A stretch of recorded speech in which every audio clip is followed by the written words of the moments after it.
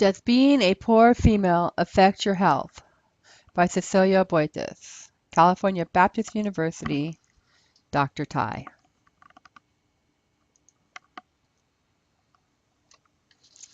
It seems, after decades of debating healthcare, America has finally taken a step in the right direction. Every person now has a chance to be insured. Healthcare is no longer an unmet promise. It is the law of the land. And even though healthcare is a law of the land, the impoverished are still finding themselves suffering from poor health.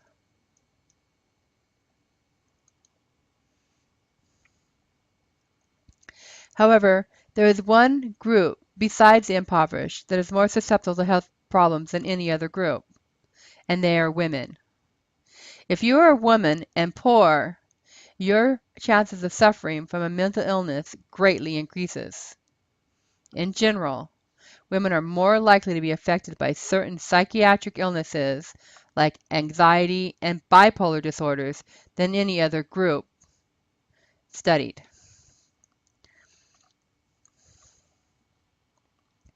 It is estimated that 12% of all the women in the lower social-economic group suffer from depression. Suffering from a mental illness can only make becoming self-sufficient even harder because it places more obstacles in the way of an already struggling family. It is hard to tell what causes poverty. Is it poverty that causes depression, or is it depression that causes poverty? To better understand this paradox of what causes which, one must understand the effects that poverty has on women and their families.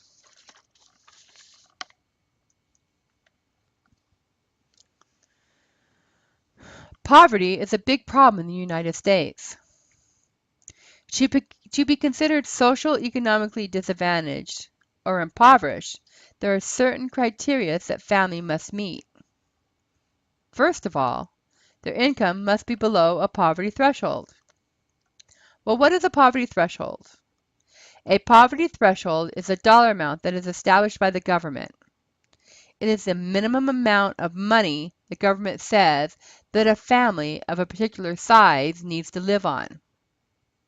The threshold is adjusted per family size, and it includes all incomes. It includes money that was given to you to help by your mother or your father or by alimony or child support. It includes all monies.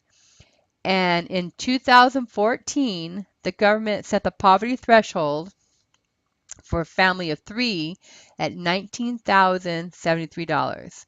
That's what they said a family of three needed to meet the necessities of life.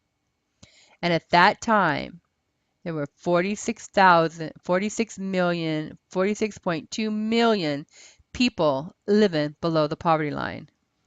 And a good portion of those were unmarried women with children. However, being classified as poor does not necessarily mean that you don't work.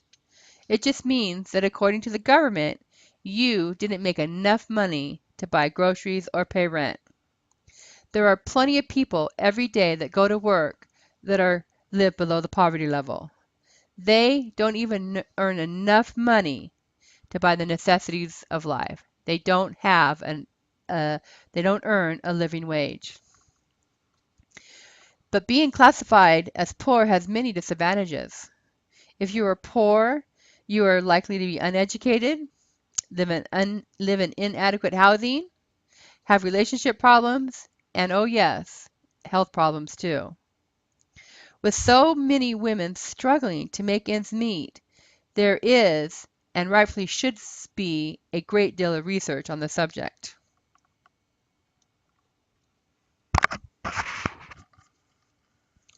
These women often find themselves worrying about the necessities of life. They're worrying about how they're going to get things like food and shelter. It is these types of life stressors that leave these women feeling uncertain and often out of control. It leaves them unable to take control of their own life, and they begin to blame others for their bad choice. They blame their parents, they blame the government, they blame their spouses, they blame their past relationship, and oh yes, they blame their children too.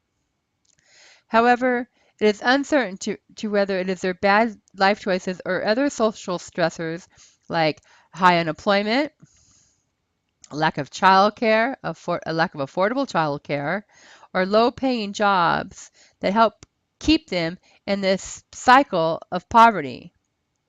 But depression and bad health, it not only affects the women, but it affects their family. It affects and their family and their children too. Children that are living with parents that also suffer the consequences. They have poorer medical, poorer social, emotional, and poor educational outcomes than children that are being raised by mothers with no health problems, either medical or mental. Mothers with mental illnesses, they have a hard time maintaining the self-sufficiencies needed just to be effective parents. And since most households in the United States are run by single mothers, this is a very important subject. As a society, we need to understand exactly how the social economic situation affects women and how its effect it has on their health. In order to understand what can be done for these impoverished women who are suffering from bad health, there needs to be research on this issue. There seems to be sort of a cause and effect type of relationship going on. By being able to tell if it's by being able to tell if the female is having if female is having a negative relationship with her health, and if it is based on her income or her gender. To understand this paradox of poverty and health, once we understand this paradox of poverty and health, there can be programs that be put in place to help break this cycle. It was decided on that the best statistical method to use was a correlation test. And for this particular correlation test, all the data came from the United States Census Bureau. And the income was broken down into two categories. From $0 to $25,000 a year, you were considered in poverty. If you made $25,001 to $50,000, you were considered not in poverty. And then there were certain questions that were asked. The questions were asked were from excellent health to very good health to poor health to bad health. If you were in good health was considered the neutral. So anything above good health was considered no mental problems, and anything below good health was considered health or mental problems. All the data was self-supported by female head of households, and it was their data and their self-supporting that indicated what kind of health they thought they were in. Okay, so why run a correlation test? Well, like I said before, a correlation test is really the best test to understand the relationship between two variables. You can statistically prove that two things are tied together in some form or fashion. And a correlation test has ranges from +1 to -1. And values in the negative mean that there's a negative correlation, and a positive in the positive means that there's a positive correlation. So what exactly does that mean, a negative and positive correlation? Well, if you have a -1, that means that as one variable increases, the other variable decreases. So they go opposite direction. If you have a +1 correlation, that means as one variable increases, the other variable increases too.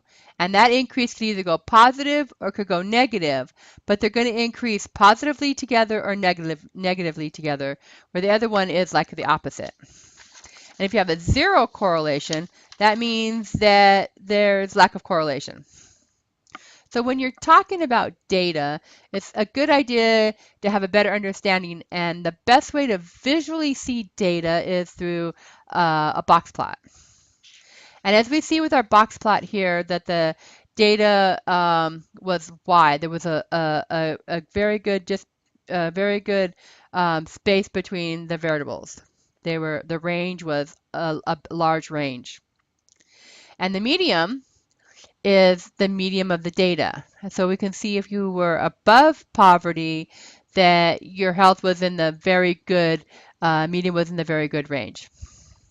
If you were below poverty, we could see that the medium was at good or below good. It's kind of teetering right there on the line. Up here is our high data, the highest value, and down here is the minimum. And in the middle here, we have the lower and upper quartile, which is 25% of the data that is greater or less than the medium. So this particular box plot again tells us the good is a neutral right there. So anything above and below it is considered depressed or not depressed. And we can see that it kind of goes with our suspicion that if you have less money, you're more depressed, and if you have more money, you're less depressed. So let's see what our correlation test said. Well, when we ran the correlation test, there's a couple of things that pop right away. Is that we could see that they're negatively correlated. That means that as one goes up, the other goes down. So as your income goes up, your depression goes down. As your income goes down, your depression goes up. But what also we see right away is that to be significantly correlated, it needs to be at a 0.01. And we can see here that our test was at a 0.428, which means that they're not significantly correlated. So even though our hypothesis was proved wrong or proved false, there are still plenty of women who are living with mental illness. These women, not only do they have the pressure of being mentally ill, they have the pressure of their multiple other factors or social stressors of life. And these social stressors include their multiple role that they play as being both mother and father, the gender discrimination that they face, the job discrimination that they face, unable to find a job that pays enough for them to make a living, childcare issues that they have, trying to find affordable childcare so they can get the job to make the living, and the mental illnesses that all this causes. And in the United States, they have a problem. It's a social stigma that comes with having mental illness. For some reason in the United States, if you have a mental illness, they seem to think it's your fault, that you've done something, that it can be prevented. Unlike any other illness, they'll think, well, they'll be sorry for you. But if you have a mental illness, they're not that sorry for you. So that's another social stressor that these women have. If they're having problems, they can't talk about it. They're afraid to talk about it. They might lose their children. They might be socially, have a social stigma that they've done something wrong. As we saw in our box plot, that the more income you have, the happier you tend to be, and the less income you have, the less happy you are. And this is important because these women, they're raising our children. They're raising our future. And we need to figure out ways to help them. And by running tests and by, finding a correlation about what is actually causing this, we can help them. Because they are raising our next generation of children. The children they are raising, their health issues not only affect them, but it affects their children too. And in order to have a healthy generation, we need to have healthy children. And the only way to do that is to continue to research and continue to help these women.